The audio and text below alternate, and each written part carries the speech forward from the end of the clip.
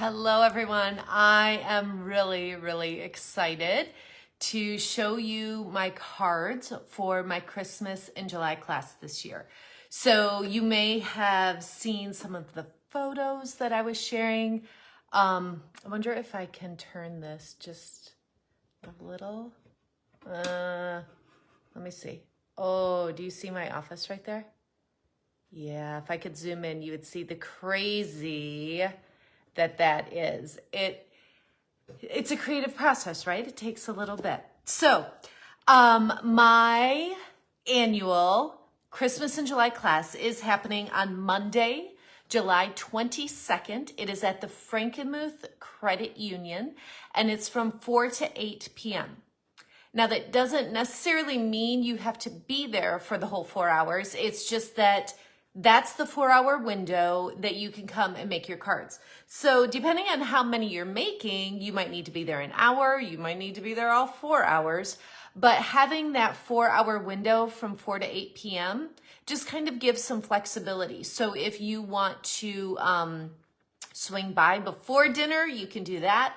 If you want to, if you work all day and then have to eat quick, and then you could come after dinner. So it's a flexible time. You come when it works for you. So it's July 22nd. It's a Monday at the Frankenmuth Credit Union. Now, I will tell you in a moment about how you can also participate by mail. So when I was designing, I'm just looking down here at all my cards, trying to decide which one I want to show you first. I had asked, do you prefer traditional Christmas colors or non-traditional colors? And I think I have a really great blend of both of those. So, I've got all sorts of reds and greens. I've got blues and purples, even a little bit of pink. I was going to say, I don't know if I've ever used pink on a Christmas card, but I think I have with some snowflakes before. But I am 100% sure I have never used the color combination that I used on the card that's got some pretty in pink. So let's get started. Where should I start? I'll start with this one because I gave you a sneak peek of this one already. So this is a thick white card base. It opens like this. So you've got that little strip of designer paper on the inside. You can see there are several die cut pieces. So something to keep in mind, you might love the way this card looks, but there is 1, 2, 3, 4 different things that have to be die cut. If you don't want to die cut 4 things for every card, maybe don't do as many of this, or you can modify things. So a couple of these, like up here and down here, those like evergreens are stamped right on the card base, but then over here and over here, these are die cut as well as the labels. So that is the first card, and it's fun because it's got Mossy Meadow and Old Olive. I love that color combination. You see on the labels here, but then you also see those color combinations in the evergreens. And then I'm going to pull in close. Hopefully it focuses well. And you can see those little holly berry gems on there too. So that is the first card, obviously traditional colors. Let's go with a non-traditional one now. This is very simple. It's got several different designer papers on it. And then this greeting on the fun tag with a little bit of ribbon. You see that stitched detailing on the tag. One thing I should mention, at least 95% of the time, I only use current Stampin' Up! Products in my classes and everything. But my Christmas in July, we have a little bit of Christmas product that will be online exclusive coming out in July. But as you know, the majority of our Christmas products come out with our fall mini catalog. So I tend during this class to kind of use up some stuff that I maybe had from the previous year. And that is the case with this designer paper. So you are not going to be able to order like a package of this designer paper if you wanted to make like 50 of this one, but you can get it when you participate in this class. So there is that one.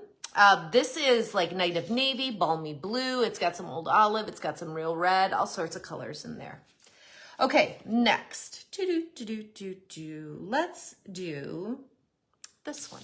Okay, so this, okay, let's show you this first. This is a balmy blue card base, and then it's got a layer of balmy blue that's embossed with the snowflakes. It's got the Merry Christmas across the bottom in navy. And then, again, from some designer paper that's retired, I've got a couple of different polar bears. So if you choose this card, oh, let me hold it down here. If you choose this card, you may have this polar bear on it that would be straight. I don't know why I'm struggling to hold that. With some stamped dimensionals, you could add some rhinestones I'll have out. Or you might get this pattern. So if you sign up for the polar bear card, just realize that the polar bear itself, the design of the polar bear will vary just a little bit. This one, the only stamping is that Merry Christmas, and then of course you emboss the snowflakes on the back. Okay, next, let's do this one. This is some of our new designer paper that is part of the online exclusives. I'm trying to hold it in the light.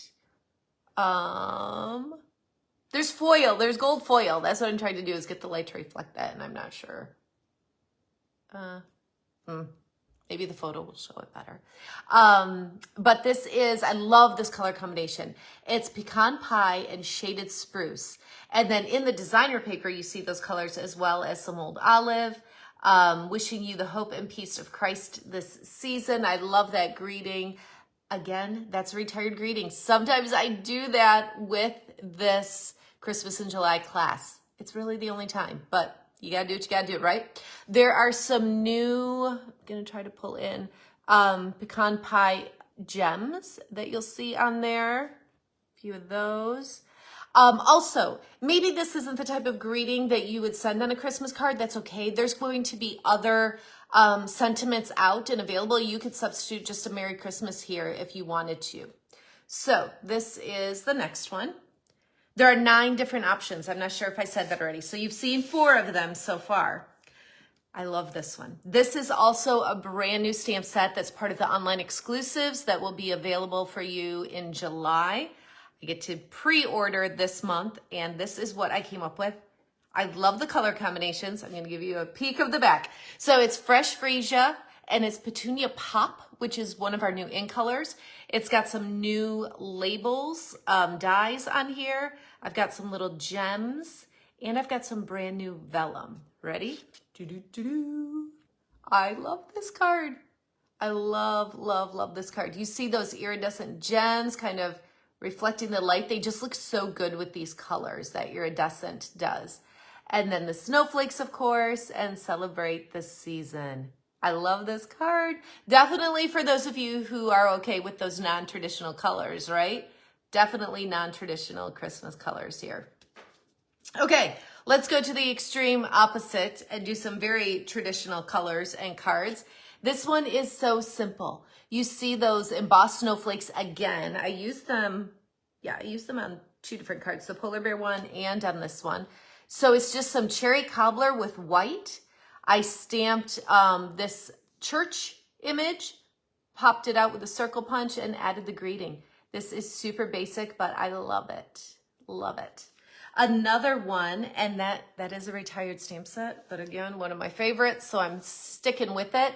This is another color combination. So I pulled in pecan pie and shaded spruce. Also pecan pie with pretty peacock is one that I have not done. You see some gold foil paper. Ooh, the light caught that. Let me tip this one this way. Maybe? What am I doing wrong here? Yeah, it is foil on that one too, I promise. I'm just gonna get over it. Okay, so super simple stamping on that. You've got a little bit of pretty peacock and gold ribbon. And then that pretty peacock sequin right in the star. I just really like that one too. All right, 2 more. This next one, this is that color combination that again, I haven't done before. It's Misty Moonlight with Pretty in Pink. Okay, ready for it? Misty Moonlight with Pretty in Pink. What do you think? I actually love it. So I've got some silver glimmer paper on here, some snowflake designer paper. That paper is brand new, coming out for you in July. The iridescent giant snowflake in the center is also retired. it feels weird to use so much retired products, but like I said, this Christmas in July is like a goofy time where we don't have a ton of new product, but this class has been one of my most popular classes over the last 20 some years. People like to get their Christmas cards done in July because they want to make them, but it's one less thing to worry about as Christmas approaches. So that snowflake is gorgeous. Another sequin in the center that ties in that pretty in pink. What do you think? What do you think? I love that one. And finally, option number 9 is back to traditional, some retired designer paper. It's got some gems. You can see, I think you could see how the light's reflecting a little bit. You see those gems. But again, a real simple layout. Your only stamping is the greeting on here.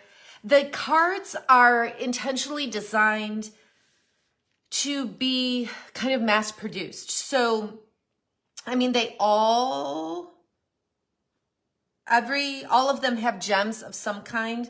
A lot of them also have ribbons.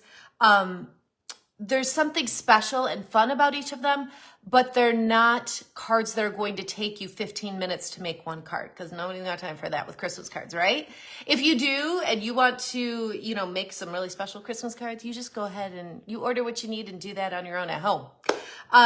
So the way this works, in the event, I am going to post a photo of each of these cards. Keep in mind, this is one card. So when it's polar bear card, you may get some like this, you may get some like this. So that's one card option. You're not going to differentiate. I want this number of this kind and this number of this kind.